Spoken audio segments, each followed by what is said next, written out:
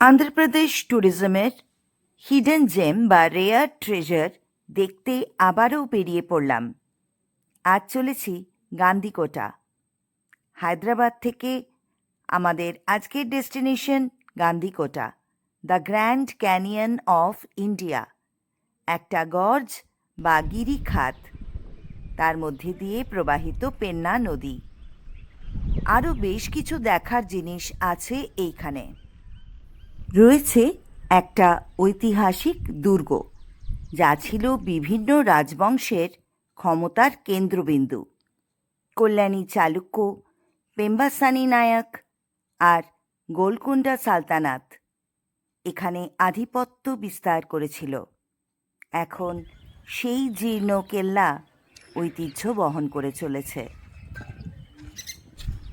এই দুর্গের চিত্তাকর্ষক লাল গ্রানাইট প্রাচীরের অভ্যন্তরে রয়েছে প্রাচীন মন্দিরসমূহ। বিজয়নগর স্থাপত্যশৈলীতে নির্মিত অসম্ভব সুন্দর খোদাই করা মাধব রায় মন্দির, রয়েছে একটা শস্য ভাণ্ডার, রয়েছে চারমিনার, আর সেই চারমিনারের পাশেই রয়েছে এক কারাগার। সব কিছুই দেখতে কিন্তু দারুণ লাগে। আরও একটা পুরনো মন্দির রয়েছে এই দুর্গের মধ্যে, রঙ্গনাথ স্বামী টেম্পল, যার নকশা অসাধারণ।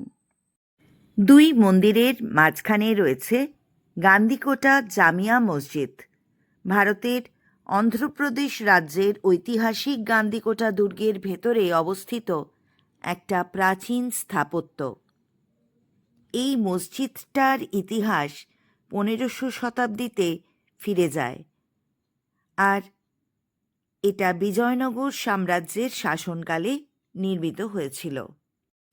গান্দিকোটা জায়গাটা এতটা নির্জন নিরালা, এখনও তেমন হোটেল, রিসর্ট, বড় বড় ইমারত তৈরি হয়নি। একেবারে ফাঁকা, ভার্জিন প্রিস্টিন। ফলে সানরাইজ এখানে যেমন সুন্দর, যেমন চার্মিং, ঠিক তেমনই ইভিনিংয়ে সানসেট। পেন্না নদীর ওপরে ব্রিজ ক্রস করতে করতে দারুণ দৃশ্য দেখলাম। এখনই শেষ নয়, রয়েছে বিশাল লেকে নৌকো চড়ে ঘুরে বেড়ানোর মজা। আর সবশেষে বেল্লাম কেভস। সেটা যদি তুমি না দেখো তাহলে কিন্তু গান্দিকোটা ঘোরা সম্পূর্ণ হবে না। শুধু যে বেল্লাম কেভসের ভেতরটাই রোমাঞ্চকর তা নয়, বাইরেটা শান্ত স্নিগ্ধ, এক সিরিনিটি বিরাজমান চারিদিকে। বিশাল একটা বুদ্ধ মূর্তি, চারিদিকে ধুধু প্রান্তর, মনকে প্রশান্তিতে ভরিয়ে দেয়।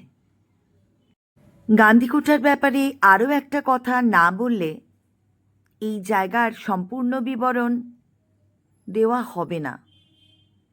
সেটা হলো এখানকার সৌন্দর্য।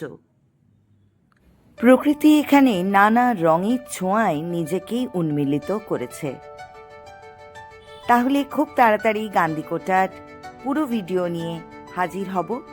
সাথে থেকো, দেখতে থাকো টুরিং সংঘমিত্রা।